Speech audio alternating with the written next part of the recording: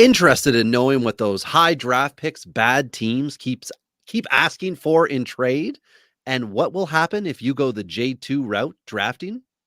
We did the work from 2015 until 2021. It's time for Dingers. This is Dingers, way more than fantasy baseball. We keep it real when we talk and knock it straight out the park. Let's see the stats. What's the average draft position? What kind of plays you making? Check the wins above replacement. Check the lineups and the points. This I gotta see. What's your path to victory? Are they aiming for a dynasty? Get points going head to head. Please don't do me no favors. We're always watching waivers. Ain't no minor league. This is major. Yeah, Dingers. Let's go.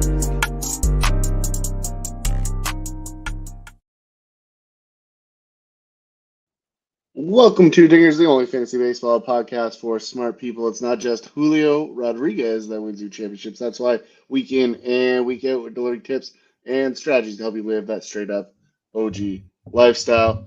Joining me, as always, Robbie Baseball from the Murder Room. Robbie, how you doing tonight, buddy?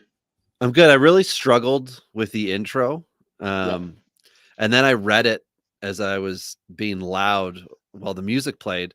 And I realized that I'm missing like 4 words. So this is what it was supposed to say. Interested in knowing what those high draft picks bad teams keep asking you for in trade and what they turn into if they go the J2 route, meaning if they became J2 picks. Well, we did the work from 2015 until 2021. It's time for Dingers. That's how I should have said it.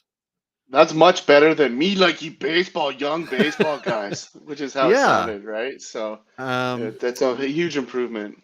Yeah. So anyway, I rarely do I ever feel extra disappointed in myself. But anyway, that's for another day. Ty, hello. How's life? You're not wearing a hat tonight. Yeah, it's weird. You have a luscious head of hair. I'm so jealous. There's just like endless hair. Like it keeps coming. This is a recent haircut too. So we're 2 days fresh of the haircut here, I think. I'm so used to just seeing a hat of you or on you. And tonight I'm wearing new MLB gear that I got from everybody who lives in the States. You'll know what Harbor Freight is. Well, Canada has a version, whatever mechanics type store, surplus store called Princess Auto. Well, Princess Auto, Ty, $14.99 offered various MLB hoodies in various sizes. So I went and scored 3. I got this Mets one, which isn't great, but it's perfectly fine for $15. A Dodger one. And then I got a Cubs one, which is just the bear symbol. It's really big and bright blue. So it's pretty cool for $15. I was happy. They didn't give you like a buy like all of the parts for a truck, get a sweater free. Well, usually they actually have right at the door right now because it's so hot. They're just giving away like water and pop and stuff in a cooler, which I thought like that's pretty sweet for a store that also sells $4 Red Bulls, to just say like, here, have a bottle of water and get a $4 Red Bull on your way out. But the fun part, why I'm mentioning this about the shirts, is that as I was at the cash, say the lady said something to me like, oh, different teams. I said, well, everything in Ontario and really Canada is like Blue Jays. And then if you see Yankees, Red Sox, you're like, screw you guys. There's a lot of Expo stuff still floating around. And I said to her, well, I can hold my own. I can name, the bulk of all of the players on these teams and a whole bunch of people that no one know that are in their organizational depth. And then the woman asked me about if I remembered a catcher from the Blue Jays who went to Kansas City like 10 plus years ago. And I could not think of her and the player. And she said, well, my friend had a cat and she named the cat KC because of the trade. And I'm like, a catcher from 10 years ago. Like that gets us into the start of, I think, the Russell Martin era in Toronto. So I was pretty confused because before Martin, it was like JP Arancibia and like, I feel like they overlapped. But then like you continue to dial it back to like the mid 2000s, like 05 range. That was like around Greg Zaun's time. He was there in 02, I think, for Roger Clemens. So now we're 20 years ago. So anyway, I couldn't think of it off the top of my head. Both the lady and I pulled our phones out and I couldn't come up with a catcher that made sense to me. But 20 years ago, Pete Walker, the old DUI pitching coach, he was on the Jays roster with the Rocket, which I thought was kind of cool. Just that little tie in there. I But do anyway, not know who this could be. I was there to buy things for trucks, which you won't let me talk about. I was there to get things for boats, which you won't let me talk about. And I ended up buying baseball stuff and talking baseball with the lady there. So, Didn't Ernie Witt go to Kansas City? That's far too. I'm just saying, like, how long has this lady been in Princess Auto? She would be there an are original. A lot of like, she's been there a while. Of, like, products in that store that could lead to memory loss. Just gonna put that out there. Whoa! They sell respirators. I mean, I choose not to wear them most of the time, but for some of the stuff, no. You know what? You could be right. I don't. Well, I'll look into it further. But anyway, I thought that was kind of cool. That's the only thing out of the ordinary that happened to me that anybody would care about. And I'm gonna be talking to Govier, going on the Palazzo podcast in the Palazzo Pals. Palazzo Pals. Yeah, we were supposed to go today, but we rescheduled for tomorrow because he refused to let me talk at great length about boats and trucks. So I said, well, we got to renegotiate this encounter. So we've sorted it out. By the time this is out as a podcast, you'll be able to catch that one up. So if you go to Palazzo Podcast, you'll see the one that says Palazzo Pals with Robbie Baseball. I don't know what we're covering. He just told me I didn't need to prep. So I don't know what else I'll talk about other than like Fast and the Furious, boats, trucks, probably baseball. I'm just not sure. But yeah, no, I agree. So, moving on to the show, now that we've rambled and introduced a lot of people to Princess Auto. Plus we talked about catchers that could have been 20 plus years ago with the Blue Jays. That's baseball. Yeah, I agree. That was close, but we also provided zero value with the outcome of that story. So, all right. Well, this episode's gonna make up for it. The rest of it. I agree. But before we do, you know how we do. A long time ago, someone decided to put stuff in glass bottles. In some of these bottles, they put juice or milk, and that was stupid. Today, only alcohol and a few other products remain in the containers from the gods. It's time for beers and bourbon, because good advice only comes in a bottle.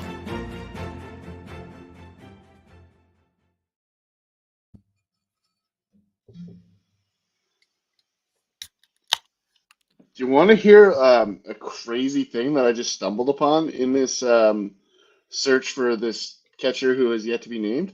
Who do you think, and in what season, the Jays catcher that has the highest WAR? In what season? So player and season. The last non-Russell Martin catcher I'm gonna say was John Buck. So I'm gonna say John Buck. No, I'm just saying total. Like this is the history of the franchise that we're talking. Oh, okay. So just want to make sure you have the option to change. Right. So we got Kelly Gruber. No, Gruber wasn't there. Pat Borders. But Borders wasn't like an all-star. No. I'll stick with John Buck. I'm going to stick with John Buck because that was like the 2008-ish? Yeah, it's definitely not. It was Greg Zahn, ladies and gentlemen. No. 2005. Yeah. The year I said? Oh my gosh. 2005. Yeah. So well, Zahn wasn't just a terrible catcher. He was just a journeyman. He was on a lot of teams. He was great. Including, I think, Casey. Why not? Yeah, he was great. But yeah, I found that to be very interesting. Now, let me just say this. I don't know. I didn't have the time to double check the validity. Oh, this was June 20th of this year that this was posted. So I'm going to say that that's fairly well documented. Either way, the guy that was it Eric Kratz, maybe, did he go to Kansas City after, or did he come from Kansas City? Wow. I hope somebody wouldn't love Eric Kratz so much that they would name their cat to the team that he was traded to. But yeah, because I mean, if it's that, we're going really off of the beaten path if we get away from that, because then we're starting to talk about guys like Yeah, it's not getting George better. Harris and Henry Blanco. Like, I don't know who Yeah. else could be Well, because from that was trying to window. like throw names at her. I'm like, well, like the Jays had like Benji Molina, I think at some point, like, Yeah. what do you? And she's like, no, no. Torrealba. Like, Oh, yeah, that's who that must have been. Anyway, so I am having a Crown Float tonight, which I poured like a champion, light at the bottom with the cider, and I just did the classic Guinness and Strongbow because it just makes me feel good to do that sometimes. So, I have what do you a got? nice glass of the bourbon, obviously. How about a Woodford? And this beautiful piece of like former ice cubes poured from my fridge, mixed with like freezer burnt from my mini fridge in the basement, and Oh, that's that's just nice. gonna have some flavor to it. Let's just say That's that. like freezies. Freezies are like, It's an adult normally freezy. normally they're freezer burnt. So, anyway, so we'll go through the quick and dirty of, you can always find us on, Instagram. You can't, but you can find us on Twitter at Dingers Pod. You can find Ty at Turdy Boss, myself at Robbie Baseball 1, with your, tips, tricks, and whatnot, and conversation points. And we know friend of the show, Rhoda Ronnie, was confronting Eric Cross about prospect rankings changing in season multiple times. And he just like Ronnie discussed with me a little bit about his frustration with it. And I vented to and said, I don't quite get why, like, the justification is certainly there. If a player's doing well, that means that they're fine. But does that mean that somebody who started slow is therefore not good? Their skill set has somehow changed. Like, how do we know that? 150 at bats in some instances, and how do we know that somebody who is doing really well in 200 at bats at high A, but they're 23, is useless? They could be like just murdering the teenagers that they're getting hits on, and then go to the next level and do the same thing. Well, There's a and good that basically conversation to be means had about it. and it means Moises Gomez is like the number one ranked prospect, right? Well, Because he that's ripped his exactly cover right. off the ball, right? Well, Like, because then there's no point in doing rankings when you really like boil it down, because you can get into like a lot of philosophical things like, oh well, projections and age and the level they're at and this thing and that thing. And I know Tovar was an example of a player who solidified himself. But if you're also going by like rankings in season and changing them, I think you need to do a flow chart for each player. And I'm not joking when I say it. You need to state, like, you have, if you rank 500 players or 100, I don't care, but you have to say that, like, Ezekiel Tovar in June 2021 was your 100th guy because he kind of like had a good start to the year. Well, then he sucked after he got promoted, so he should have been off your list. And now you're putting him back on your list somewhere in your top 100. That should be there, because that lets the person who's looking at your information, and this is not like Eric Cross at all related. This is rankers related. Industry Yeah, related. absolutely. And that's one of the things why we make a point to not change a ranking and be like, this is the new list for us. Because although through the conversation with Ronnie, I had kind of come to an agreement that, like, I think you could do a mid-season discussion, but I don't think I would want to like reset, especially for dynasty reset, because that's why you do all the work in the first place, is you get a base skill set for somebody. There's nothing. Otherwise, there's nothing wrong with talking about trending, right? Like, this guy's trending upward, this guy's trending downward. Yeah. He's clearly going to move up the ranks. He's going to clearly move down the ranks. But you have to have that solidified. Like, we're so committed to it. Like, I still own Nomar Mazara years later. Come on, back-to-back podcasts, you're talking Mazara again. Jeez, like, I have not brought Magical up in a positive light once since the season started. But Mazara's time in the sun might be over already. He's hit back down to 298, so I got to get it in while it's topical, just in case he continues the trend. Because this is, well, we were discussing this, just you and I privately, about the death of your dynasty outfield, right? Because Clint Frazier, who I believe now wants to go by whatever his middle name is, I don't know where I read that. He doesn't want to be called Clint anymore. He wants whatever his middle name is, Andrew or something like that. Anyway, that's not the point. The point is that he accepted an outright assignment with Chicago. He's off the 40 man now for the Cubs. Yeah. So that's really crappy for him. And who is the other? Oh, Mickey Moniak. Mickey Moniak's stock is now so low that the Phillies. Well, no. But we're just talking about the death of your outfield. I mean, we could rip apart guys who Magical and company, who I believe firmly we're going to be top 10 type guys. But we were just kind of saying, I said, there's a third guy. Who the heck's your third guy? And then you were like, O'Neal's hurt. Mazzara. But no, Yeah, but you were saying Mazzara. Mazzara. And I'm like, oh, right. Oh, but right now he's the only one in the show for you. Right. Yeah, my fantasy outfield this year in all leagues has just been taking a beating. Like it's been hard to keep afloat. Like injuries, this has been one of my toughest injury seasons in fantasy in a long time. I know everyone's facing it to some extent, but it just seems overwhelming in a bunch of mine, including our surf league, where I was once like top of the heap for like the initial part when my team was healthy, and now my team is just extremely unhealthy. Yeah, I think I'm chomping at your heels now. Yeah, I'm headed to the bottom. But I mean, I'm missing like 6 of my first 8 picks, right? So it doesn't matter what league you're in, like you're in trouble. Like that's just the reality. We did do the surf episode. Go back if you're interested in talking about or learning about how kind of a redraft season can go right and can go wrong. And I mean, I fully admit I decided to go with a bit of research I had done and just went with it because I'm a dynasty guy. That's what I love. I love the long game. I don't love single season, ride or die with players, but I did that this year. And I was like, when you do, go do it yourself. Like look right now at the guys who are leading in stolen bases right now. And look at the guys who were leading last year. The production on the guys who were leading the league or had a really good a good number of stolen bases all had a higher percentage of runs, RBIs, and average, as well as home runs than this year. And that's like Jorge Mateo, right? Like all he's doing is stealing you bases. But last year it was guys like Cedric Mullins and whatever. Anyway, that was the whole reason why. And I wear it. Like I'm super aware the fact that I chose this path.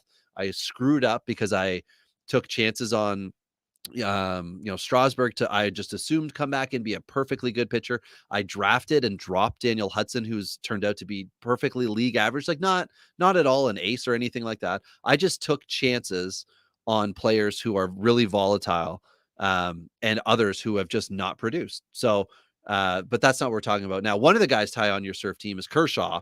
And when we hop into hot news, which we'll do right now, he's back and he's rolling. He had, what was it, seven today?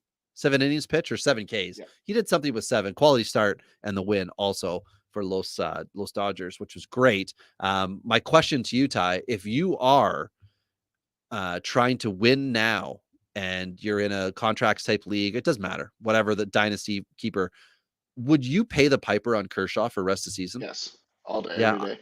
I think I would after this time off that he's had. I think I'm willing to.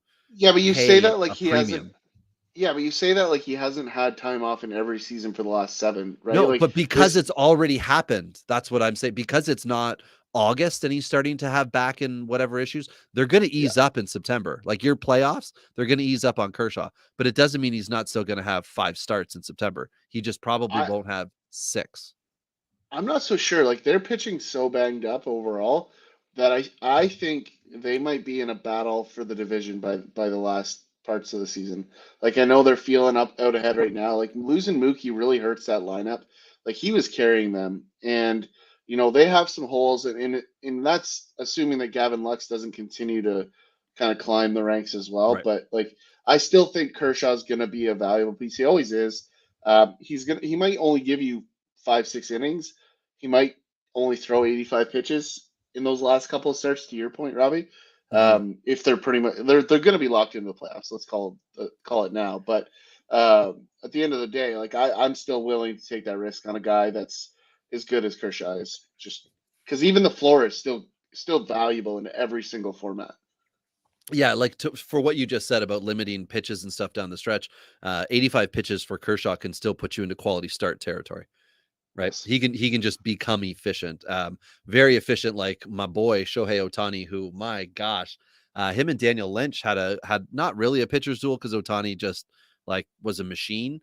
But that was an amazing start. And for people who are not sold on Ohtani as like the best player in baseball or whatever, if you saw what he can do on the offensive side, and like he's a fun, positive player and blah, blah, blah.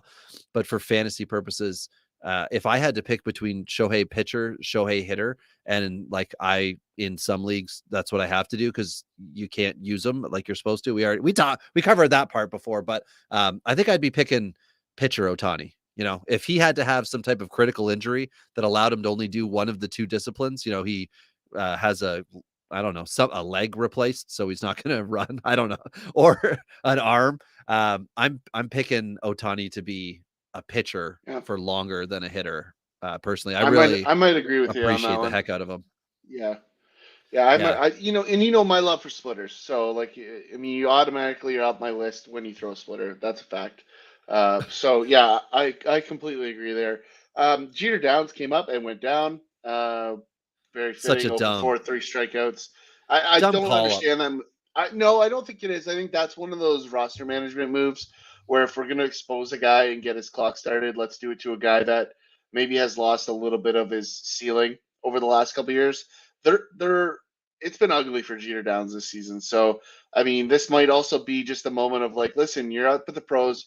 We still believe in you. Now get back down there and figure it out. And maybe that's what he needs, right? Like maybe that was just this is what the pros looks like. Now stop screwing around down there and figure out your life. I like that approach. I think it could be because like what other reason do you have to do that? Like you could have pulled in anybody if you were going to leave him on the roster for 2 days. Like it doesn't make sense. The only comparable that I have for Jeter Downs, for what's happening with him is former, top 100 type guy. And then just like prior to making it seemed to have trended down a little bit. The difference would be health issues with this guy, and that's Shed Long. Shed Long was traded, went out to Seattle. Things were still supposed to be good. And then he's come up and, now he's with Baltimore in the minors.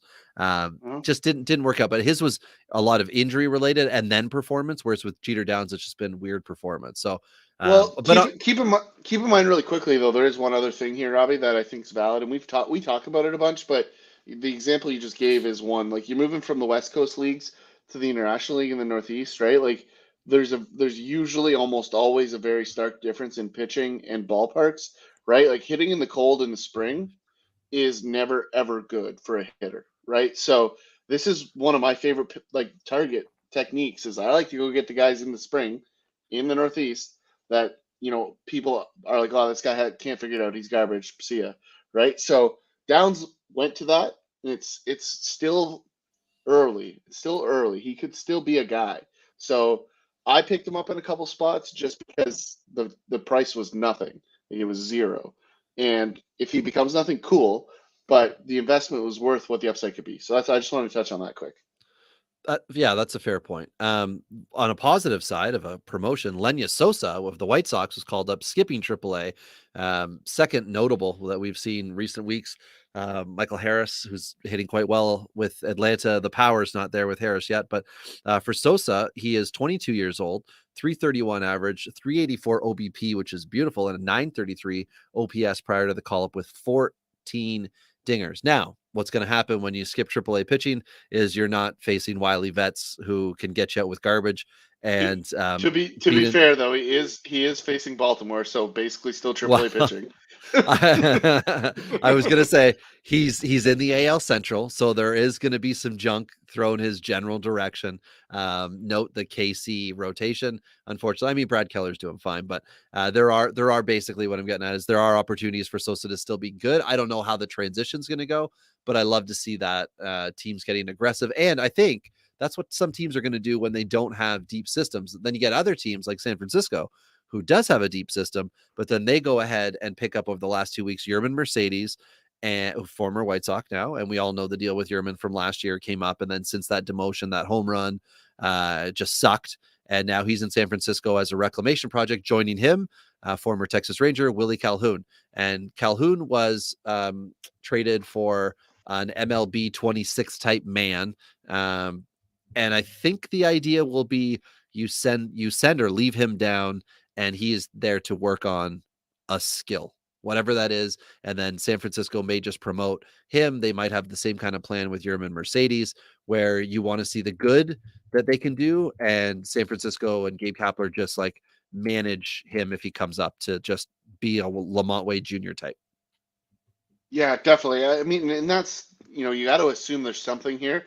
The reason that San Francisco made this move, maybe they acquired both of these guys to be the platoon, right? Like Joey Bart hasn't exactly been the guy, right? So you get your man Mercedes in there, and then you potentially bring, a left-handed bat in later, and then settle back into whatever backup catcher, whether it is Bart or somebody else in the later innings. Like you've got options there, right? So that kind of is San Francisco's formula right now, is putting that all together. So interesting stuff there.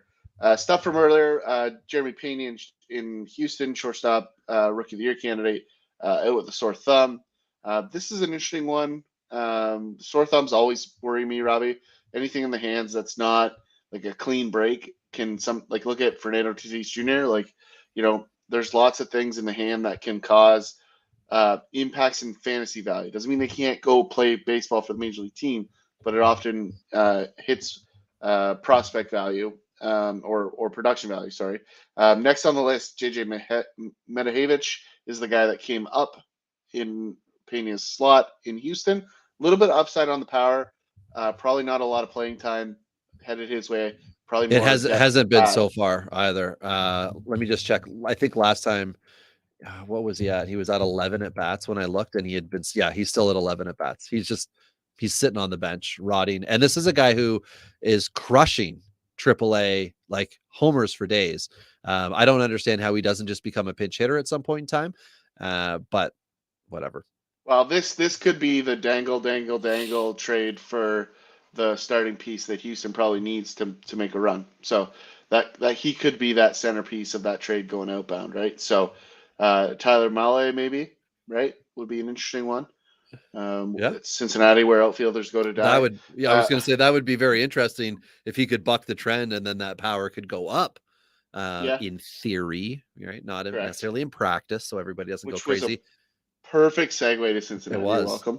Yeah, thank you. Jose Barrera, the Cincinnati Reds future shortstop, still extended. We talked about it last week. That's why this is the previous hot news. He's got 102 at bats. That's his rehab assignment. And then the last, I think, 5 days or so since then. But the numbers like average 217, OBP's under 300 right now.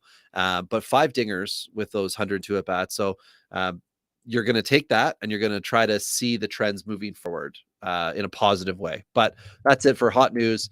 Players who need a new org. We saw Mickey Moniak just be amazing and then not get a win out of his 8 innings of ball the other day. You meant Frankie Montas. Sorry. Who did I say? Mickey Moniak, who does not Mickey pitch. Moniak. Maybe he could.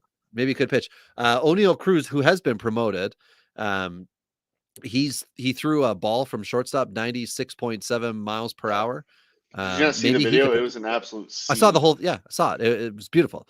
But anyway, and Ty, would you believe this? He was an international signee and $950,000 to the Dodgers, I like which segues us. And I believe that was in 2016. I'm double checking. It could have been 2017. It's not here, but you know where you will be able to find that information for sure? RobbieBaseball.com, folks. That's right. If you go and check out the blog section, you'll see it there. I am updating. I put a new J2 section specifically based on the research done for this podcast, because it took me a long time because I looked up every freaking player that was ranked in the top 30 to see where they are now. We're going to discuss them here with details, and then you're going to see other details or a ceiling projection kind of for them, because there's a lot of burnout here, Ty. So how would you like us to start this off, dating back to 2015? I think 2015 is an interesting class, right? Because I think if you rank it overall, a lot of people are going to say it was a success because, you had some obvious superstars in this group. You had Vladimir Guerrero Jr., Juan Soto, Fernando Tatis Jr., right? They were rock stars. They all came at, reasonable price tags. Like Vladdy was 3.9, which is a record for the Jays at the time. Juan Soto, a very modest 1.5 given who he has become. And Fernando Tatis Jr., an absolute steal at $700K to the White Sox, who then jumped over to, the Padres in I think the James Shields trade. I think was the James Shields trade, which sounds so much worse. It's so bad. Yeah. So definitely an interesting piece there. But if you look at the rest of this group, there's still Miguel Amaya, who we've talked about in the Cubs organization, could still be a guy there, right? That's an upside. Leody Taveras in Texas, who knows? Like in the minors, he seems like a guy that could be a guy at the pros. In the pros, he looks like he's swinging a pool noodle out there. Yeah. And then the group gets kind of thin from here. You've got edge guys like Andres Jimenez, who was originally signed by the Mets for $1.2 And having a million. great year, right? Whether Yeah, this is him getting it together or not, this is the first time you can be like, yes, I've got him, right? There's 2020 when he was with the Mets and he got a little bit of time. That's when yeah, his pre-peak was, like prospect peak. Now keep in mind, 2015 was the signing date. 2020 was when he peaked as a prospect. Sorry, Ty. Just correct. wanted to Yeah, throw you're that in. good. And it's nothing to pick on him, and as like he's a middle infielder, like more of an old school middle infielder, No, yeah, contact, no plays power. good Yeah. defense, right? Like not necessarily like the production guy that we've come to expect in the middle infield, right? Christian Pache is the one guy here that's still kind of let's say the jury's still out on. Like the tools are there. It's kind of like a Yeah. Jose Siri type, right? Like we know he could be good, he just hasn't been yet. But then it really falls off a cliff. Like, and there's some big money spent here, particularly out of Cuba. Like the consensus, was there was a couple really good arms. There was some outfielders. Yadier Alvarez was a Dodgers signing for 16 million. Oh. Yep. Eddie Julio Martinez. We don't know what that was, but that was an interesting one at the top of the class too. That never really came anywhere. Lucius Fox was a guy that just never became anything. The $6 million price tag on that one. I That one, believe right now, Ty, he's in Washington. He might actually be playing for the Nationals because when I did this, I did obviously, like I said, I clicked on every name. I threw it through Baseball Reference, threw it through Fangraphs just to have a look. And I think Fox is like third team because he signed with the Giants. I think he's playing bingo. He's hitting yeah. 0-8-0. There you go. So it's not good. He does have a stolen base, Robbie, so he might find his way onto your roster. Give him one more stolen base and I am in. Yeah.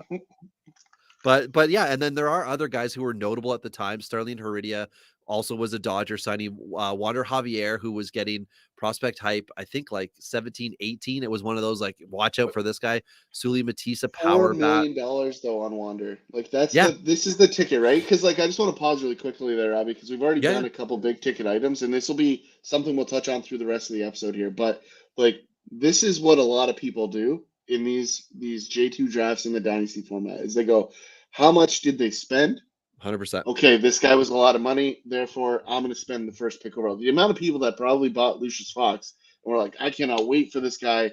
He's an absolute stud. They spent so much money on him, and you wasted a pick, right? You could have picked several other guys in this class and at least had a shot. But sorry, Robbie, go ahead. Hey, I think this might be a fun way to give people an idea of something from 15 if either you weren't playing dynasty or you weren't taking it as serious or you just ignored the J2 class, because that's entirely possible, because it truly wasn't, at least in my mind, up until 18 and especially in 19 when I started to see a lot of stock in prospect drafts go to the J2 class. A lot of times before you'd see the names go, but they'd been drafted 2 years ago or something like that. But for first year player draft specifically, a guy like Lucius Fox who got big bucks would be the equivalent of you putting your first round pick to Robert Posson in 2019, who was with the Athletics, who's in A-ball right now and doing really poorly. An OPS under 560, I think, when I looked the other day, or a Bayron Lora with the Rangers, who had, I think, a broken leg last year, and then his dynasty stock really went down. He's since recovered. Of course, it was broken leg, not broken body. But that's a $4.2 million guy from 19. Robert Posson, $5.1 million guy. So that would be in that same Lucius Fox territory, where 4 years later, you're like, you know what? Fox isn't working out for me. I didn't learn my lesson though. So Robert Posson, I'm giving up my, first round pick on my really crappy dynasty team or my decent dynasty team where I'm picking in the teens. It's just not the fastest way to get better, right? Like that's the thing, right? Like you talk about a 16-year-old spending that much money, and waiting 6 years, right? Like it's the opposite way to get yourself out of being the worst team in the league, right? So that's a big thing that we see all the time, Robbie, in our drafts. Like everybody spends the first 15 picks on these guys that are 6 years away. Like, what are you doing? Like there's no they thought these guys can't be good, and then there's certain guys, Vladdy's, Soto's, Tatis's that are absolutely worth the first round and early round pick, but those guys are so few and far between out of the J2 class, and you're guessing, right? Like you as a fantasy owner are guessing because you don't know crap about how good these guys are going to be, right? So if you think you do, you're wrong, and you're going to be wrong a lot, and that's it. Like people that do a lot of homework on this stuff get paid a lot of money to make these decisions for major league teams to justify spending this money are wrong a lot. So just take that into consideration when you're setting up your draft board, because it's not always the smartest move to focus on this. So, is there anybody else in this class, Robbie, that's notable that you want to flag? Because the only guy I see is Ronnie Brito, who came back to Toronto. I believe that was the throw-in for Russell Martin's money. Yeah, and I think that's the only reason we even know about him is because Yeah. he came to who He had some early production, I think, in the Dodgers system, but then it really fizzled out in the upper tiers. Mhm. I believe that was kind of the way it played out. Because if I look really quickly here, like 295 in 2018, Dominican Summer League was still fairly young, 1044 OPS in 18, and then it started to kind of fall apart after that. So I think he's out of. I shouldn't say that. He played in Vancouver last year, 145 at bats, 166. He gone. He's no longer around. That's high A now. That used to be short season, but that's now high A for the Jays. So Ricky Tiedemann, who you've heard us talk about, he was promoted from Dunedin to high A in Vancouver. So we'll move on to the 16 class because this is where I have the notes included, which helps. Yeah, you do. But of this class, the big signing for $11 million. This was before they changed all the rules and everything and cap teams a little differently, because you used to be able to go over. You could go over as much as you wanted, and then the penalties followed the next year. So the Dodgers went over the previous year, so they don't have a whole lot of the big guys. They do have probably the best player in this class somehow. When they didn't spend all the money, but the Padres, this is weird. I got to apologize to anybody who's hear me sniffle or sneeze or anything. I have allergies. I'm a grown man with allergies, and I keep trying to mute myself, but sometimes I can't do it. So I apologize for the sniffling. Anyway, the Padres had a bunch of these dudes that they signed, and a lot of them, for some reason, came up in 19 for very short period of time. And then, I don't know what the deal was with that, but a few of these guys, Jorge Owen, Adrian Morion, who was the top sign at 11 million. Owen was 7 million. Who was the other guy? Michael Baez, $3 million. They all came up, but then went back down to double A and A and things like that. So I'm not sure what the deal was. Ronald Bolanos, also with the Padres, out of Cuba. He's a couple years older than those guys. He did the same thing. But this class was led by Morion's $11 million. MLB time, obviously, if if you're a pitching type dude like Ty, you love the potential of Morion, even at 23, I think he is right now. But the next guy up was the top fielding player, ranked and money-wise. Here was Alfredo Rodriguez, shortstop out of Cuba with the Reds. He's at AAA right now, 283 average, but that's it. So we're talking fantasy here. Again, if you want to get into advanced stats and swinging strike rate and all that crap, go listen to somebody who's going to put you to sleep, because that's unfortunately not what we're looking to do, is batch over the head with stats that are irrelevant unless we think it's specific to a player's perspective, not the field. So Rodriguez is just a miss, right? With the Reds, $7 million. That's a huge one here. And then Ty, I'll hand it to you. Yeah, and Jorge Owen is a guy that I just wish would have kind of followed all the way through, just because what a great baseball name. He's obviously had a cup of coffee with the Padres, and we still might see a little more from him. We haven't really seen him in the last 2 seasons. He kind of popped up in the shortened season in 2020, where we saw a bunch of young guys kind of make that jump. Ona's 25, but there's just some unanswered questions. He's back in double A right now, 172, right? So it does look like, the falling off the cliff. That's a disappointing one. Vladimir Gutierrez with the Reds, we've seen a little bit, but really going nowhere. Right at the end of the day, Yeah, I like mean, we're he's not gonna. playing, right? Yep. If you're in a 30-team league, he's rostered in your league, and people were hoping he would be decent this year. But I think he's like a 5 ERA type. Like he's not at all helpful to Yeah. you. But he would have been one of the top 20 picks probably. The biggest name, Ty, I'll set it up for you because I mean, we shouldn't need to tell the story, but there's a lot to the next dude up. Yeah, I mean, Kevin Maitan was one of the big guys in this group, right? I mean, he was big ticket news. Part of the Braves, John Hart, uh, pay to play model Yeah. that he had going on in Atlanta. Obviously, got kind of shipped out. He's in the Angels organization now, isn't he, Robbie? Yes, he I is can't even at remember. Double Yeah, A. He's playing for the Rocket City Trash Pandas, yes, he and is. along with Trey Cabbage, my boy. And but Kevin Maitan, unlike Trey Cabbage, Kevin Maitan sucks. He's not getting it done. And the next 4 guys who all had the next highest. This is in order of bonus, just so everybody who's Whoa. listening knows. What? Well, don't go against Antuna. Like we're not out on Well, Antuna yet. okay. Don't know. I'm sorry. You are correct. But the 3 of the next 4 guys have yet to do much. Louise Almanzar, with the Padres was given $4 million. He's at A ball and he sucks. And this sucks like fantasy purposes. Is he going to be able to come up and be a major leaguer? Well, he's 21, so sure. Right. He could still do something, but he's not going to be somebody who you want on your fantasy team because he's going to, at best be depth, and at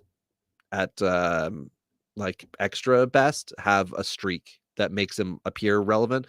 Yasel Antuna, or Yasel Antuna, 22-year-old with the Nationals, he got $3.9 million. He's at A ball, and I have the note possibly busting out this year. So there you go, Ty. So you're correct on that one. Abraham Gutierrez, 22-year-old catcher. We already know the story because I just said catcher.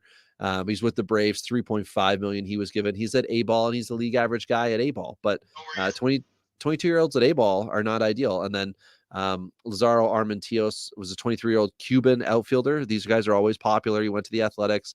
He's in his 3rd year at high A. So that's organizational depth right there. That's not a guy you want to be adding. Michael Baez, we already talked about before.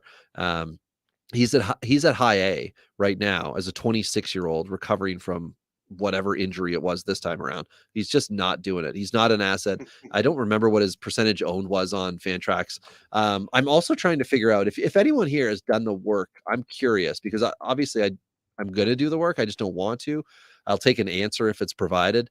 I want to know roughly how many leagues, like the percentage of leagues on Fantrax are dynasty leagues, because you'll look at, I'm trying to find all the prospects and check their percentage rostered to get an idea, because you get a guy before the season like Noelli Marte.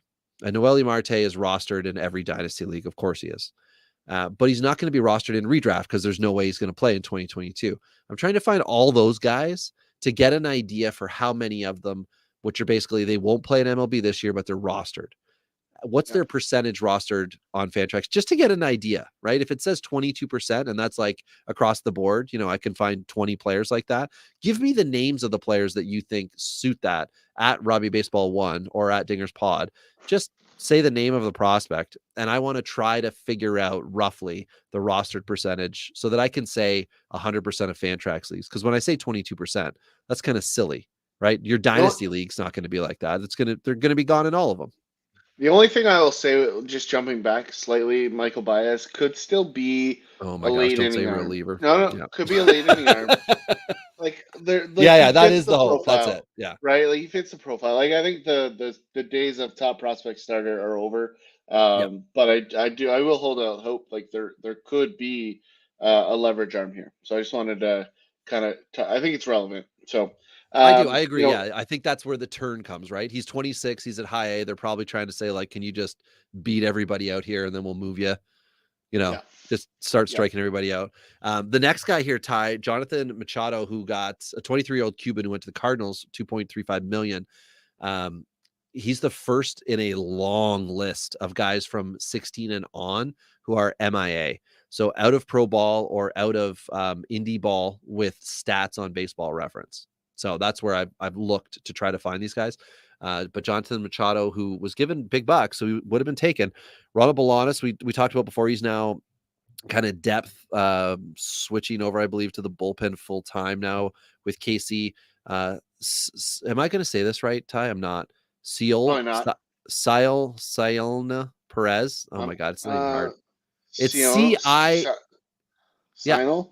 Cionel Perez. Like, I've seen it. He's an MLB relief pitcher. But I just can't say his name. Anyway, and then there's this Yordan Alvarez.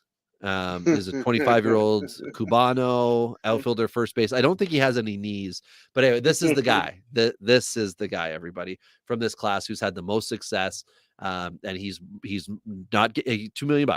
Give him $2 million by the Dodgers. He's a DH outfield, whatever. It doesn't matter. Guy's an all-star, Rich. He's an all-star. And that is the biggest name in this class. Now, I'll skip over a bunch of names that nobody cares about. But Gabriel Arias, still highly touted prospect, 8 MLB at bats to this point. Johan Oviedo, a relief pitcher, right-handed pitcher signed by the Cardinals. He's got 99 MLB innings pitched, sub-5 ERA. I still think he could be a good starter. There's an arm there. That's one guy in this group that I think no one knows about, no one cares about, but I think could be a really sneaky SP3. I'm just going to put that out there. Yeah, that's fine. There's other guys who, high A, not a fantasy guy, repeating double A, not going well. And I'm not going to tell you the names because what's the point, right? But Tirso Ornelas, who's a Mexican who was signed by the Padres, he's at double A. He's got decent average in OBP, but that's it. There's no power. There's no stolen bases. So, that's like an 8-9 batter at best. Then you got Luis Garcia with the Nationals, who's finally getting playing time, hopefully stabilizes really well. We know he started hot, but we want to see what he really is. We don't want him to bat 380 for 2 weeks and then go bat 125 or something like that. We want to see some consistency here. Randy Azarina, and I don't know why. He was one of the older guys in this class, 27 years old as of today. He was given $1.25 million. He's been an MLBer. He's already had a 2020 season. Like, that is an absolute win here. But you also have guys along the way who now no longer have MLB affiliations, who no pro line since 19. You got Fredius Nova with the Astros. He's at high A. He's got an average looking line, but he's 21 years old, very young still for that class. And I know, Ty, you want to make sure that he was mentioned.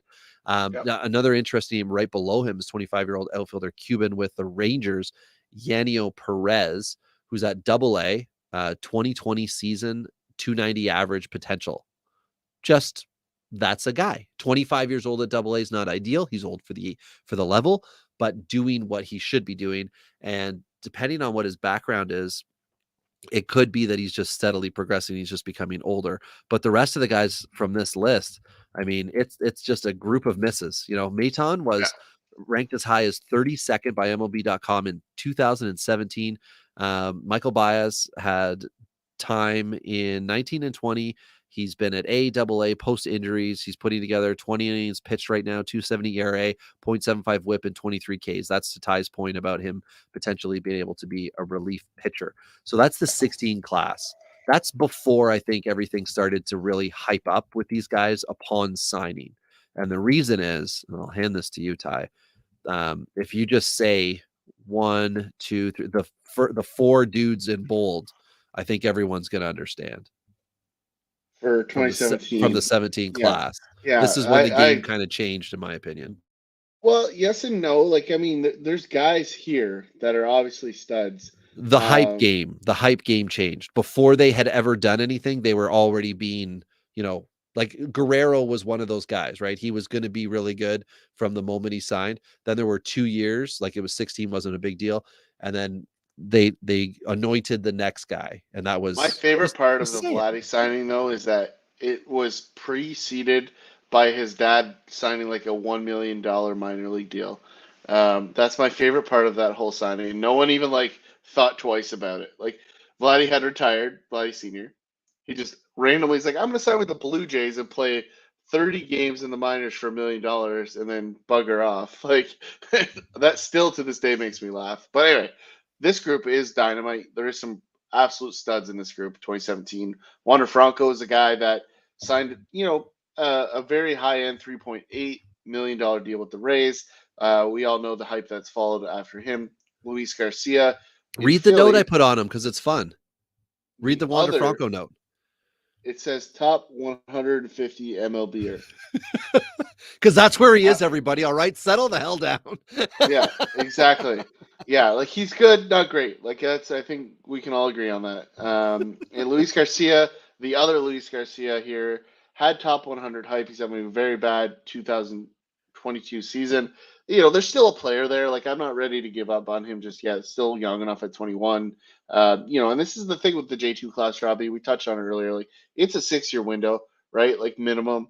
If you see a 4-year window, these guys are absolute rock stars, right? And there will be a couple of them here and there, but there's only a handful. Which brings me to the next guy, Julio Rodriguez, which is clearly a stud. Like anybody, I've seen a bunch of like, who do you want, this guy or Julio Rodriguez rest of season? And if it's not like an absolute perennial all-star, it's Right. Julio Rodriguez. If it's not Arenado, Goldschmidt, somebody you can just bank. Like Julio Rodriguez is a rock star. Like if you don't know that yet, wake up. It's so obvious that this kid can play baseball. Next guy is the opposite of that. Like still has the potential, and I think everyone's just soured on him, and I don't know that it's completely justified. There's no way he's going to be a Met after the trade deadline. They have middle infield depth. Like Ronnie Mauricio is gone, has to be a trade guy, which is why I like him. I talked to you last week, Robbie, about a potential trade that I was maybe involved in to get him, and I stayed away from it. But I was very intrigued by Mauricio because I think he's going to land in a better spot, and I think that's going to change his prospect hype because even the upside he has in the minors now is still enough to get him some play time in the circles, but he's not getting it. He should be on every list. He's just not there yet. But the trade for me ups the value there, and we're looking forward to it. Christian Robinson's a guy that has gotten crazy hype. In the last. Oh, Ty, I don't know if that happened to the listeners, but you just cut out after you said had crazy hype. So I don't know if you want to just repeat it. Maybe it was only on my end, but I had a call come in on my phone, so maybe that cut in somehow. But it was basically just saying the value will come back here when he is traded because he has speed, power, profile. I think you're going to see it. He kind of is a Lindor. Is he going to be as great as Lindor? I don't know, but he does have that kind of upside. So Christian Robinson was the next guy on that list, which I touched on there. Is just a guy that kind of hasn't really taken that big step, even in the minors. Like there's talent here. He could be great. He's had some issues off the field, and there's just injury, slow roll. Yeah. So the next two guys are really interesting. Both Cleveland targets, both modest 1.3 and 1.5 $1 million jobs here. George Valera had an absolute heater over the last couple of weeks where he went from like, I'm a 220 guy with some power to I'm a 290 guy with lots of power. And he's taken that step forward. And there's still that, like, this guy could be Mike Trout. This guy could be nobody. Like, I think we're closer to Mike Trout than nobody at this point. But there's still risk. The hit tool is still scary, but obviously huge upside. And the last guy in this list, more of a you guy than a me guy, Robbie, is Aaron Brocco in Cleveland. Just not my type. He's not having the best season so far this year. 2 years in a row, it hasn't been good. Hasn't been good out of the lockout for him, but he is somebody who is rostered. He is somebody who, when you discuss two people in trade, there's hesitancy to move him. So I'm not sure what that is, why specifically. But yeah, so those are all the hits, and there are more. And as we go through, please, Ty, interrupt me. I'm just going to go through the rest of these guys to give everybody an idea. So who would have been drafted and or hyped up very quickly after this class, right? So if you're heading into your 2018 January 18 drafts and beyond for your dynasty leagues, those were some of those targets. At the time, like Ty alluded to earlier, you would have looked to see, who signed for a lot and then what information is out there, because very few of these guys had a whole lot more about what made them good ball players at that moment in time, because we couldn't see them. We didn't know what was going on. It was only after, I feel like, this class that people started to really seek out a lot more information and trust very few sources, but those few sources have so much influence that I think it's reached out to a larger audience, including us, to try to find a way to put an opinion on players to help out dynasty owners for the sake of, being a good dynasty player. Because one of the other guys, Boston signed Daniel Flores out of Venezuela for $3.1 million. I can't find stats on him. I can't find a stat. So if you find some, let me know. Jelfrey Marte, 21-year-old out of the Dominican Republic, $3 million to Minnesota, but he peaked in 2018 and he's at A ball right now. Everson Pereira with the Yankees. He's at high A. That's a Pereira. Pereira. Yeah. That's what I said. He's at high A and he looks like a stud right now. Eric Paradino, is he a 2 Tommy John guy or just 1? Great question. I think he might be 2. I think he is as well. Yeah. So health issues for sure. Possible. I think for the sake of his MLB or pro career, I think he could be just, bullpen dude. It's possible. Rafer Salinas with the Yankees looks like he's topping out at A ball. He was given a high amount. I just don't have it. Anthony Cabello, a catcher with Venezuela, who is also a Yankee. He didn't have stats doesn't have stats this year, but he was part of the Odor to the Yankee trade a little while ago here. And then the rest of the name, I got to be honest, on this list, like, my notes are like, no 2022 stats, not an asset. A ball, not an asset. Busted A ball. Just came over now. Roberto Trinos, 21-year-old Venezuelan with the Yankees. Larry Ernesto sounds like he should be managing your portfolio. Just saying. Yeah, Miguel Geraldo with the Jays. He was given some hype, but he peaked in 19. And genuinely speaking, everyone, he's not going to be a fantasy asset for you. So don't fall into traps with a lot of these guys where their best years are behind them. Kyber Rodriguez, 21-year-old shortstop Venezuelan in Texas. Signed for $1 million. He's at high A. I've got a note that I'll give to him at the end, very, very soon. Oliveris Baesby with Tampa Bay, high A guy that I'm interested in as well. Wilder Patino, you've heard a little bit about him, probably, depending on where you go for your information. An outfielder with Arizona. He's an A-ball stolen base machine. Interesting. This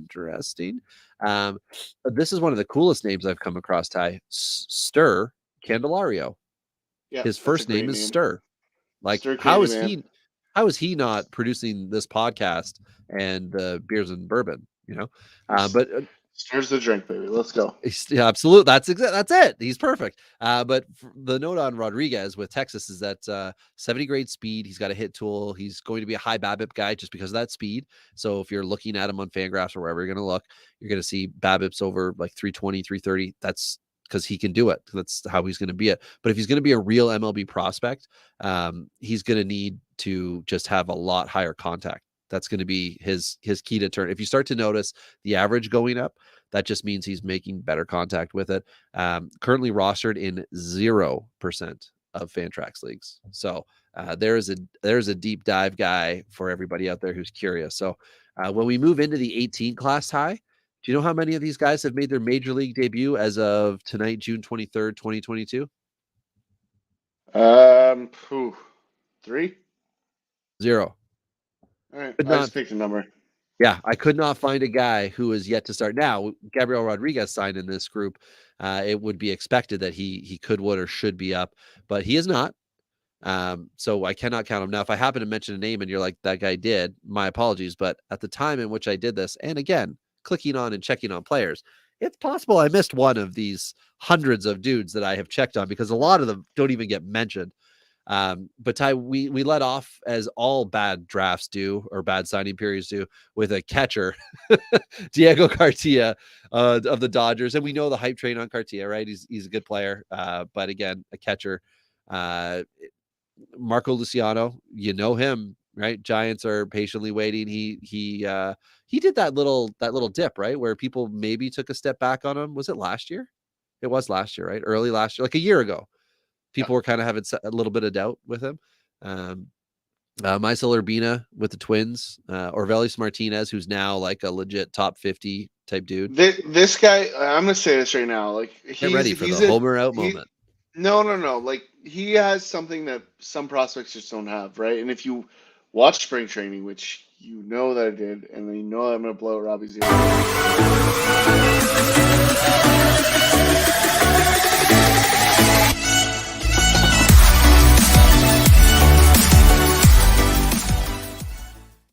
So spring training statistics moment on Dinger's podcast, but this Orvelis Martinez is a guy that has ridiculous bat speed, and you know who he reminds me of. The only difference is the one thing about the guy I'm going to compare him to is that there's a significant bat length difference. Size matters here.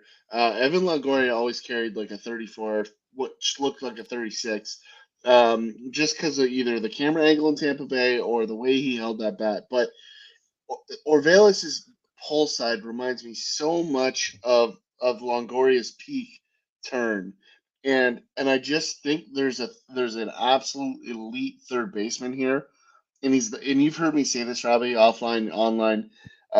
Or he's the guy that I don't want Toronto to trade, like in their whole system. Like he's the guy that I think is our best player. He's the Holden not on piece. the major league roster. Yeah, I mean Ricky Tiedemann is certainly playing himself into that conversation, but like I just think this guy is an absolute dynamite player and has a power that very few players have. So I wanted to flag that one, Robbie. Okay, fair. Because I do think when we're all said and done here, it very easily could be the best player in this class. Well, when StatCast started to first come into the common vernacular of folks like us, and it became That's a big word. I wondered after I said it if I had said it right, and I'm like, I don't even care.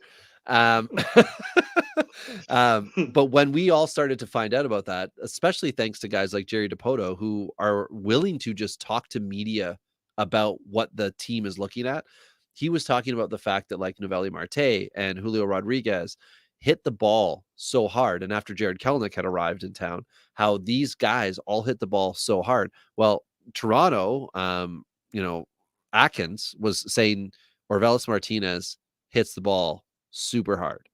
And that's been one of those calling cards for him, as you talked about. So this is kind of where we're getting into the I'm just going to call anything that's not a fantasy stat an X stat. So if you need it to be X for a specific reason, I'm not filling that for you, but I'm saying X because it's not because X going to give it to you. Is that where you're going to go with that? Oh, if we could have that drop. If we could, I'll bark. I will bark. But yeah, so just it's not a fantasy stat, so it's an X stat as far as the podcast is concerned.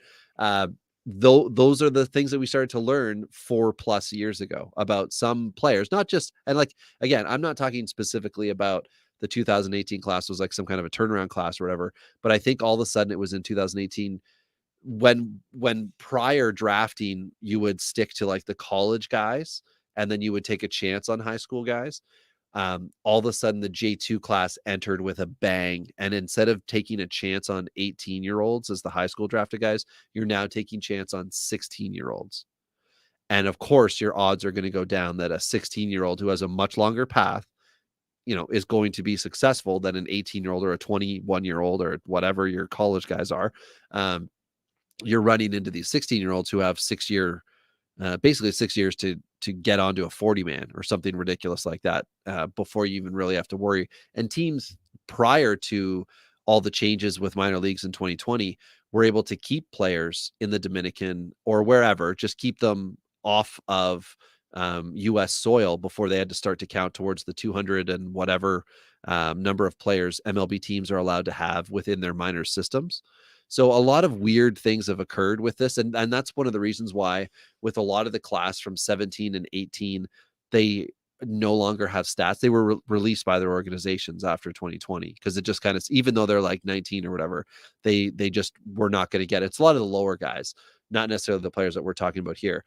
But this class, just so everybody's aware, 2018, we started off Cartilla, Luciano, Martinez, Urbina. We've got Gabriel Rodriguez, who's in at 6. Richard Gallardo with the Cubs. Came into Valley Marte is in this. Kevin Alcantara with the Yankees, who's like a 5-tool Willie Woney type guy. Indians Junior San Quintin. Francisco Alvarez, top.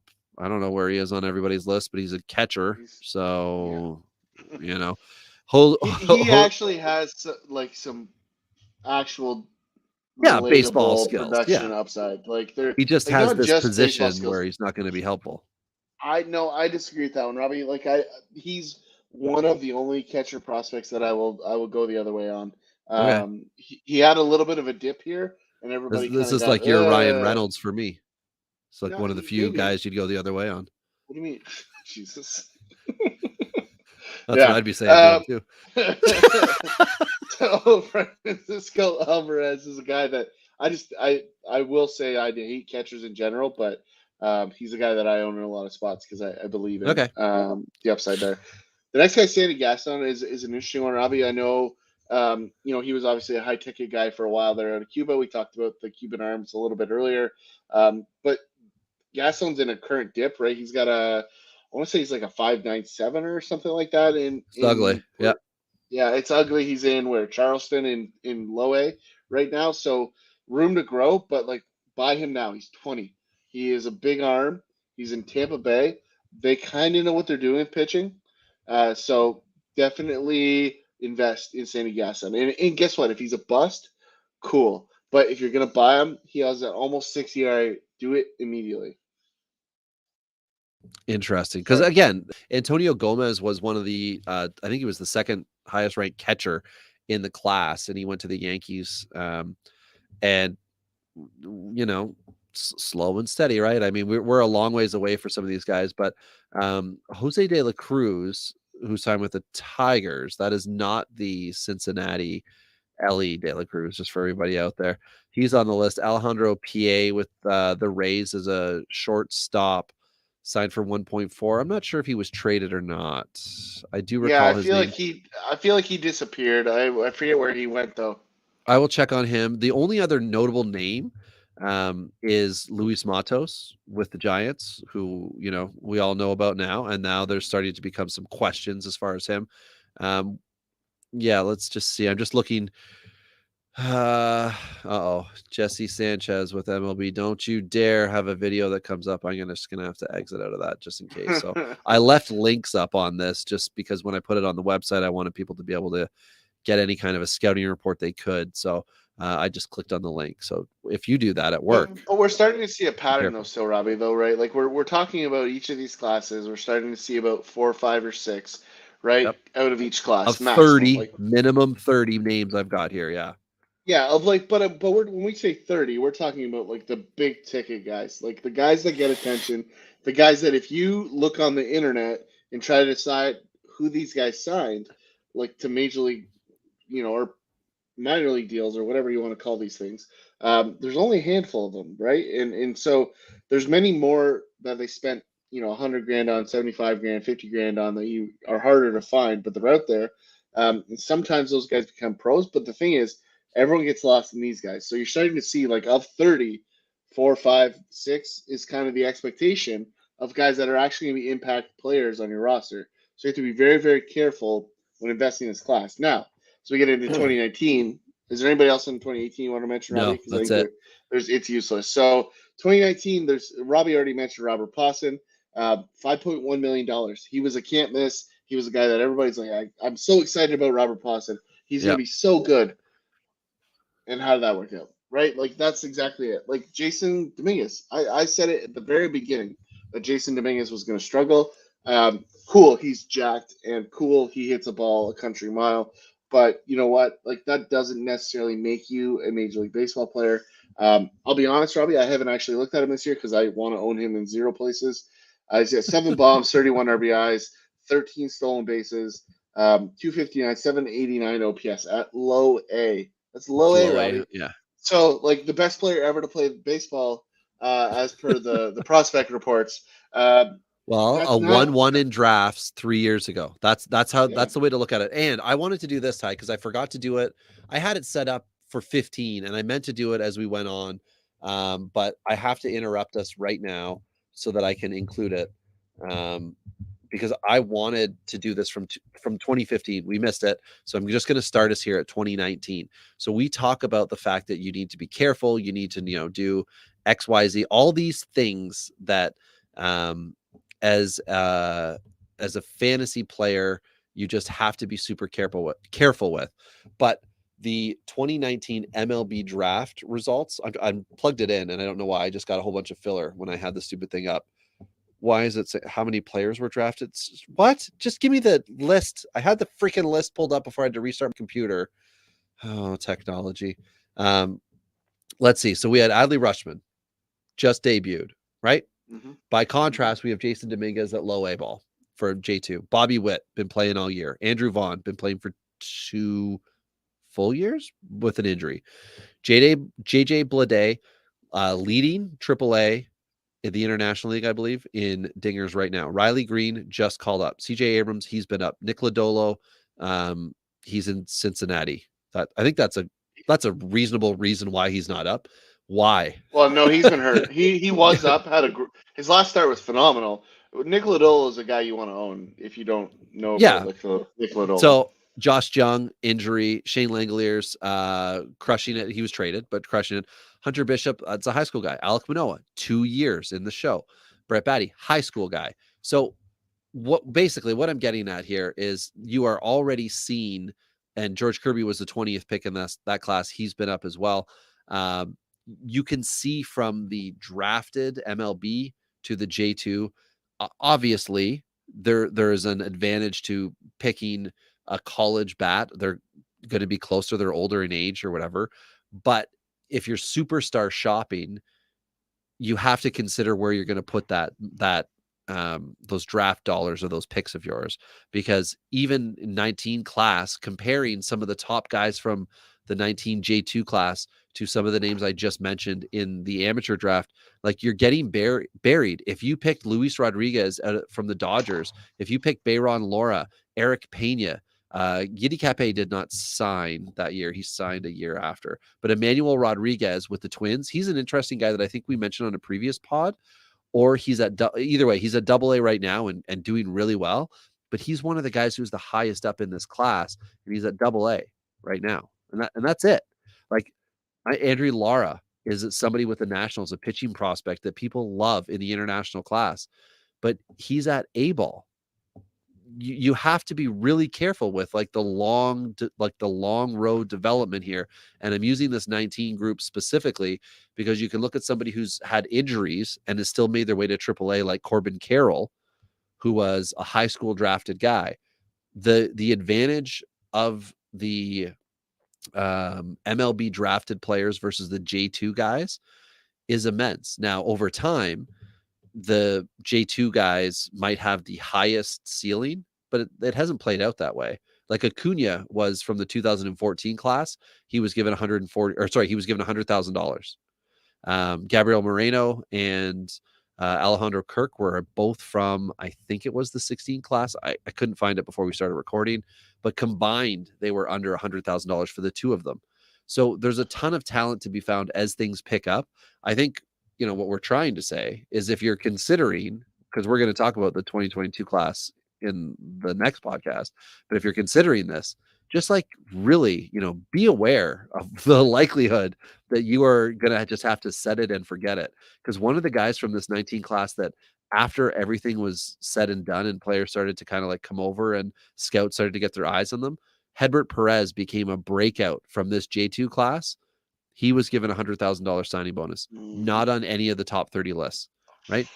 Reichelvin Del Castro with the Blue Jays was from the Dominican Republic. People were like, oh, this could really be a guy, given $1.2 million. Everybody comes over, everything starts to kind of get sorted out when eyes are on everybody. Hedbert Perez is a beast, and a guy like Reichelvin Del Castro is like, well, he might be able to play the position, but right, things change once you see more and more of these types of players. And after again, yeah. The one thing, Robbie, too, I want to touch on too is when you finish out this conversation, it goes to a place where, well, what about high school bats? High school bats, high school arms, versus international signings. There's a 2-year difference between those guys. People are scared of high school arms, right? But then they'll go and they'll dive into the international arms, right? And you know me, Robbie, I dive into international arms all the time. It's one of my favorite things to do. I'm fairly good at it. It's one of my favorite things to scout. But you look at Heber Press, perfect example. He had 6 home runs last year. He had an OPS of 969, very notable. But his previous years, not overly exciting. And then this year, he's back to a 682 OPS so far through 212 at bats. So, this is what you see in the minors, right? And it's the thing, Robbie, I always hammer. What happens when they get to Double A? I scout and I stop and I wait till they get to Double A. You know what I mean? I'm either in early or I'm in a Double A, because that's when you really see what they're made of. I don't care if a guy hits 40 home runs at Single A. You might not be able to hit a good curveball, right? And you will get exposed. So I wanted to pull all that together because you're making some really good points about comparing the older guys, the college bats, the high school arms versus this group. But you have to look at it in the full chronological outcome of these guys, right? Because there are jumps up and down. And you mentioned the flow chart earlier in the episode. Right. Really matters in this conversation. Absolutely. And that's exactly it, Ty. It all kind of comes together with this. If you're going to have rankings that are really volatile, or even if they're not volatile, if you're just going to do it over and over and over again, you're going to have changes. Or if you are a content creator who gets paid to produce content, so you have a bit of an edge on you that you need to do something, your mind might be changed because for the first time ever, you got eyes on somebody. You never watched them before. I try really hard to find film on players, find YouTube, anything on the guys, so that I can say, okay, I've at least seen them swing or throw. I've seen something. And a lot of the guys from the next class that we're going to transition to the let me just do a quick double check here. Sure. There's a couple of guys here that I would note. Go for You it. mentioned Luis Medina in the Brewer system. I think is a guy that is very, very underappreciated. He's not an elite guy. He's not Julio Rodriguez, if you will. But I think he's a guy that is going to be super relevant here. I haven't really checked in this season, but I do think the hit tool will be there. And the power is nowhere to be found just yet. But a guy that I think could be of interest down the road. I just want to flag that one for note. Just for note there. Just do a quick double check. You mentioned the rest. Yeah, I got nobody else in that group that I want to touch on. Okay. Oh, sorry. I thought I'd muted myself. That's fun.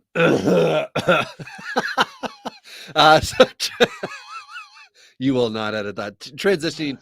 This is the COVID class that was supposed to be the 2020 class, but it's now considered the 2021 because they went from July 2020 to January 2021. So you will know the names out there. We did deep dives on these guys, and this is where my interest really, really got peaked with these guys, because I was seeing how much stock was being given to some of these players. Now we've got the Cuban guys who are always older, right? That's what happens. They're not 16-year-old dudes typically, so they can be taken with the eye towards faster development route. Pedro Leon out of Cuba was the only guy the Astros got in this class, $4 million. He's doing really well at AAA. Yoquiles Cespedes out of Cuba was kind of the consensus going to be the top guy. And there was conversation about him possibly waiting to sign later. I do believe he did sign in this class. He did sign in this class because he was potentially going to sign, I think, in 2019, and then he waited, and then the whole thing where it got delayed. So, but there are other guys. Wilman Diaz, or the Dodgers, signed shortstop Carlos Colmenares. Shortstop went to the Rays. Armando Cruz, shortstop, went to the Nationals. Christian Hernandez from the Cubs, from the Dominican, went to the Cubs. Now, of those names, Pedro Leon, Christian Hernandez, Armando Cruz, Carlos Colmenares, William Diaz, and Yoquiles Cespedes in 5 dynasty leagues that I am in, all of those guys were taken inside the top 30. Yeah. The likelihood of that all working out, I don't know yet, the math, but it's low. It is low. Now, as we go through the rest of the names, the money is going to go down for some of these guys. The Marlins signed Yiddy Cabello for $3.5 million. Christian Santana with the Tigers signed for 2.97. Norgvera was 1.5. There are guys who signed for $1 million plus here. Left. Yoni Perron was another guy with the Rays, $1.8 million. People were giving a lot of hype to. We haven't seen some of these guys yet. We haven't seen these guys tested. We haven't seen these guys play with players their age.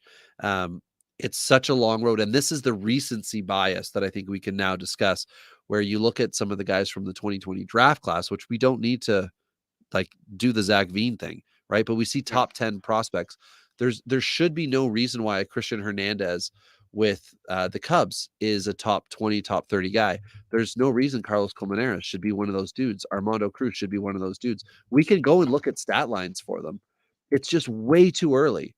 It's way too early. Unless you are a scout who thinks to themselves, this guy is going to be a really good fantasy asset because I play in 5x5, which is how you have to consider these things, right? I'm judging based on average. I'm judging based on their OBP. I'm judging based on what they can do in a points league. Like, unless someone is getting paid, which I mean, if people want to throw money to me to do that, I will do that. I will set that up and I will go and watch these guys in person. It's just way too early to say that for these guys. It's literal dart throws.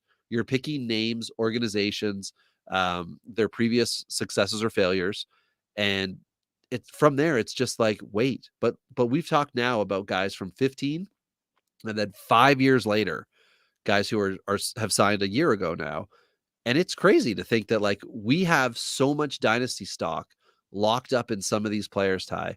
And Pedro Leon, who's at AAA, that's a success already. Wilman Diaz, Carlos Colmenares, Armando Cruz, Christian Hernandez, jury is 100% still out. Is there anybody in this group, Robbie, that you like or that you own significant shares in? I went like stupid in this class. You know, like I've got guys who are not on this top 30 list that I have in front of us, which again, if you want to check it out, RobbieBaseball.com, you'll find it. Like Emmanuel Beltre. For the record, too, this is a good class. This is probably the best class as a whole, top to bottom, that we've talked about today. At this moment in time, it looks like a really good class. The problem is that the 2016 class probably looked that way too, right? Miguel Hernandez, who's a shortstop with the Orioles, went for 1.2. There's no way the 2016 is a dumpster fire. I can't. You said 2017 or 2018, I might have allowed it, but we'll see, right? We'll see what happens with this one, because there are players in this class right now. Emmanuel Beltre is one of those examples who.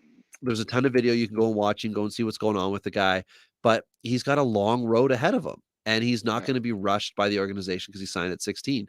But then you have other guys like Victor Acosta, who started to just like get hype. Jackson Churio started to get hype. And I don't get it. You know, like we look at Victor video. Acosta is a stud. That's the one that's like we talked about. Norgvera is a guy that is, I believe, to be a great guy. 14K per 9 last year in a small sample in the minor leagues. Victor Acosta is a guy that I think has 5-tool upside. Like I just think there's guys in this class that are going to be good baseball players. Victor Acosta is one of the only guys that I think can be a superstar in this group. That's where I'm coming from on that. Okay. My question. It doesn't mean he's gonna be. It doesn't mean he's gonna be. Yeah, I'm just saying, like, he's one of only. Maybe he might be the only guy in this group that can be an absolute superstar. Like Cespedes, maybe. Sorry, Robbie, go ahead. Well, no, it's just so here's the devil's advocate to it, right? I'm not saying you're wrong. I'm saying this is why I love that I'm just like a grandma. I'm shoving as many Kleenexes to block my runny nose as I can. You know, I don't know what this allergy is. I don't know what's growing that's making me do this, but I hope it burns. Okay, I hope it burns. So Victor Acosta is 18 years old right now. He played in the DSL last year, Dominican Summer League for everybody. 285 average, 431 OBP.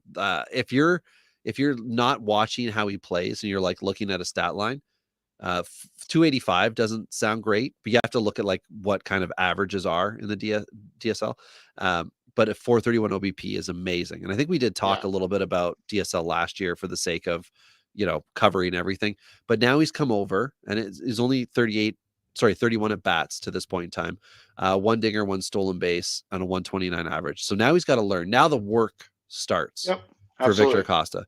And he's coming over at 18, signed at 16, right? So we need to see what he can do moving forward. And I'm fine with people saying have an eye for him, but like you said, he could be a superstar.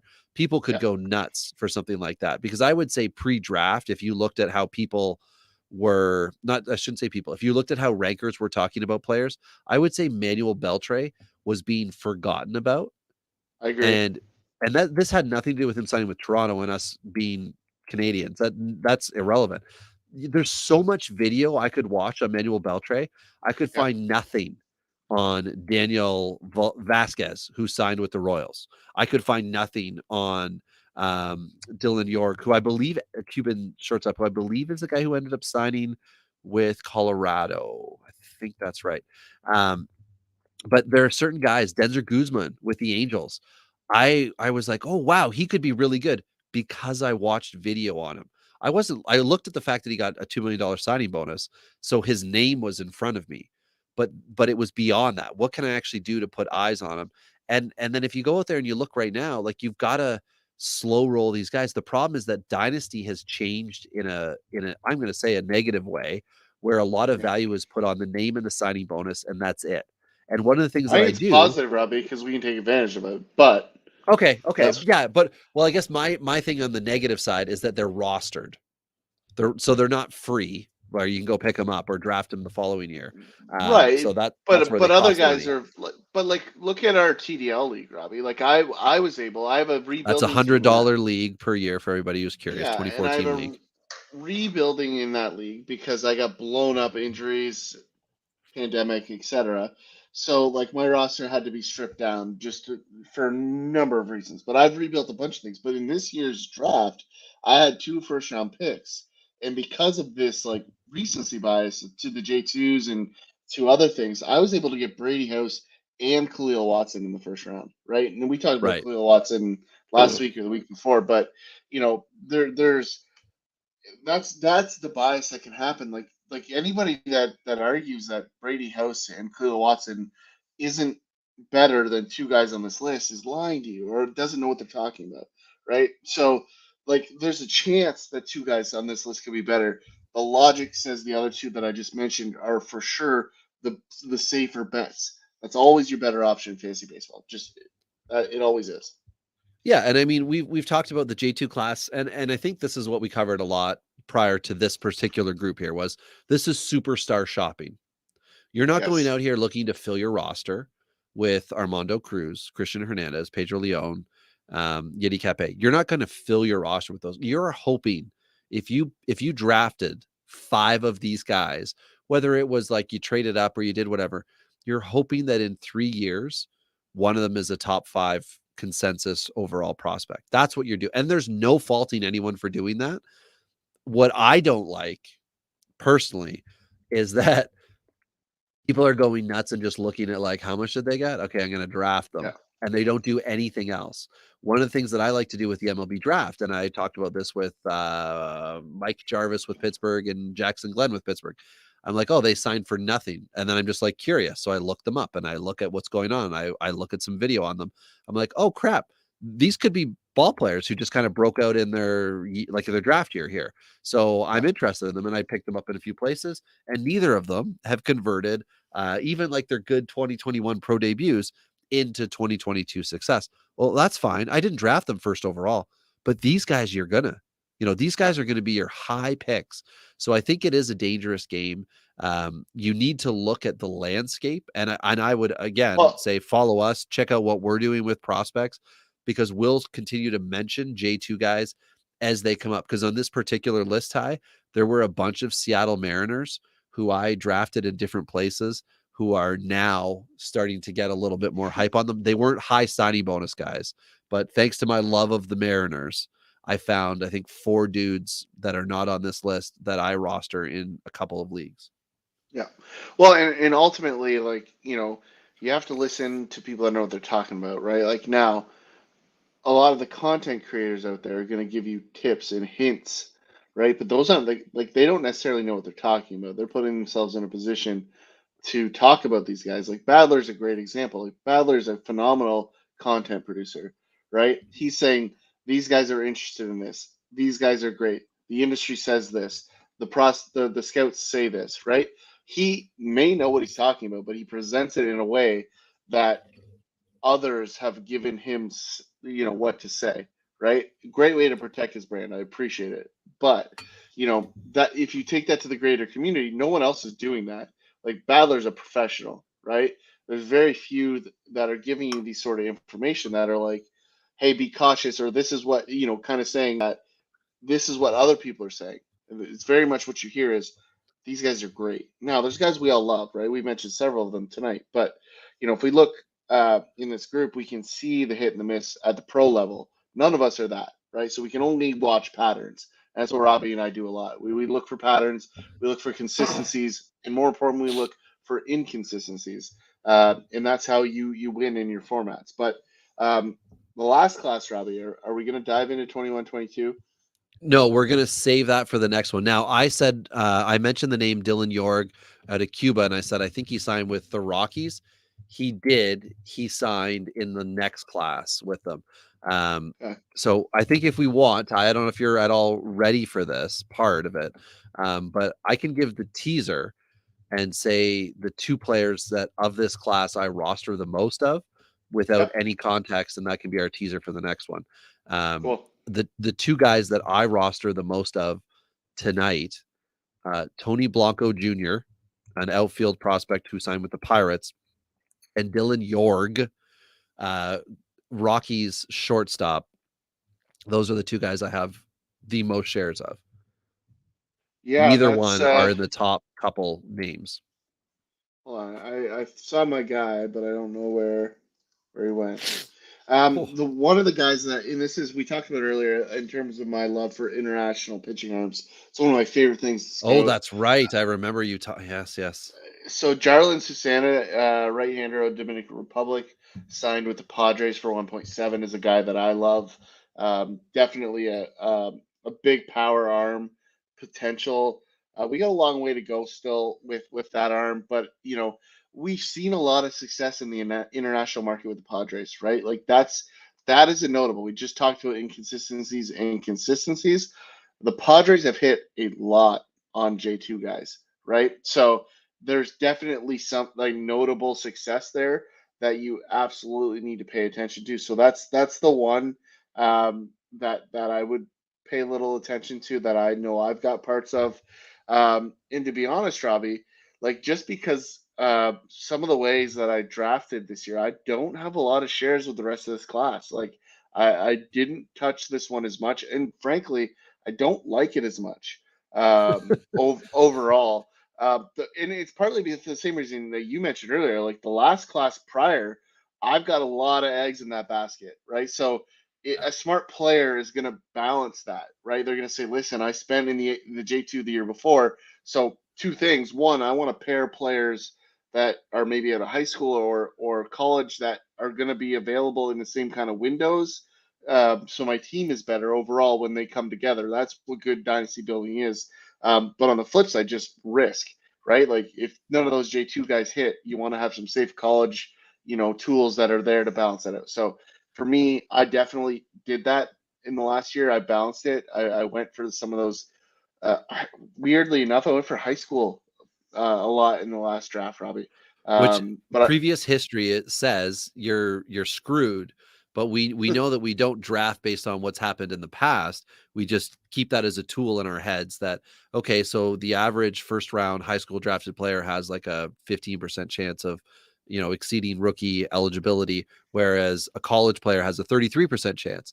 What I don't yet know at this point in time, and again, I am currently putting in the work for this, but it is so insanely time consuming, and I do have a life most of the time that I try to do other things with it, raise my child and whatnot, that I put time in when I can to this. But I want to find out what their average draft position was in dynasty stuff, which I don't yet have for this class that we have not yet talked about, but by the time we record, I will have that data. But I also want to know previous years, how some of those guys have turned out. So we can say of the top 30 guys, we can go back to look at the 15 class.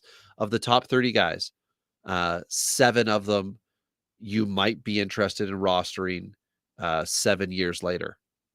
Yeah. So, and that's a low percentage, right? You get into the 16 class, it's like 4.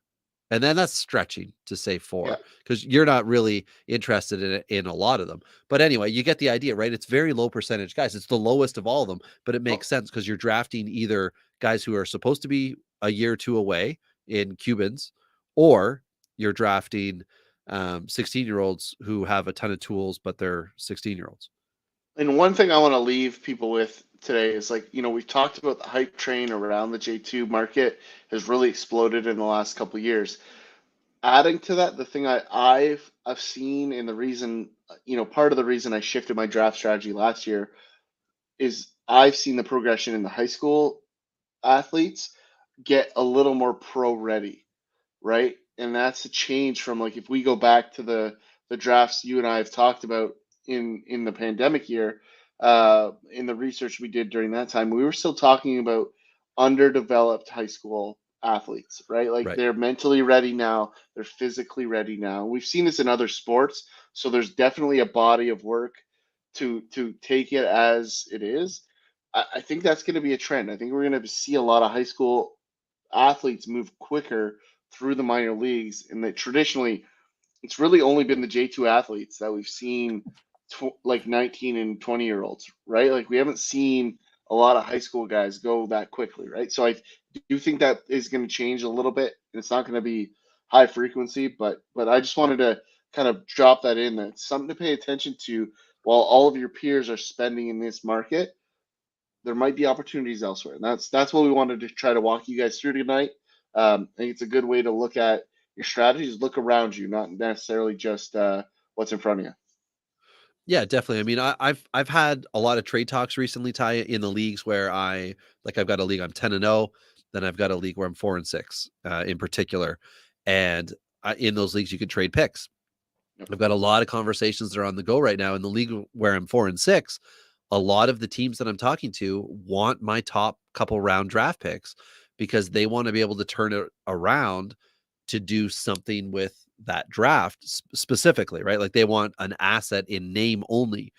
I am okay to do that in a league where I think my team is better than the record, because I think that my team will turn it around as the rest of the year plays on. And if you're going to go and take somebody who's not going to help your MLB team and give me someone who's got a couple of years, or in one case, it's just a keeper forever, you're going to give me a legit MLBer right now for a draft pick for next year. Yeah, I'm going to do that, especially in a keep forever dynasty, like a true dynasty. There's no contracts. There's no expiring date on the guys. If someone wants your draft picks and they're going to give you a guy who's got, multiple years of good MLB production slated ahead, make that deal. It's not worth it if the alternative is you draft a 16-year-old, but you were the runner up. Go and win that league. And the one league where I'm 10-0, a lot of the guy that won last year is heckling the top teams, saying, why aren't you guys making big trades and do it? Because he's trying to drum it up, right? He wants to get these prospects and things. But in that particular league, I don't want to trade if I don't have to. Yeah. I'm already in a dominant position. I'm just going to leave it until later in the year. But in the league where I think I need to make up some ground, absolutely. I'm willing to shuffle picks. I'm willing to get MLBers with control.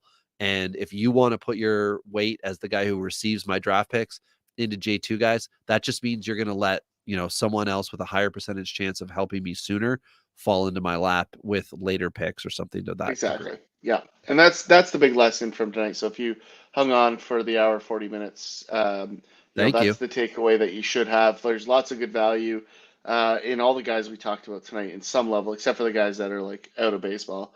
But at the end of the day, it is a bit of a jungle out there, and you got to be careful. So a great spot to leave it, Robbie. And until next time, it's been Tyler and Rob here on Dingers.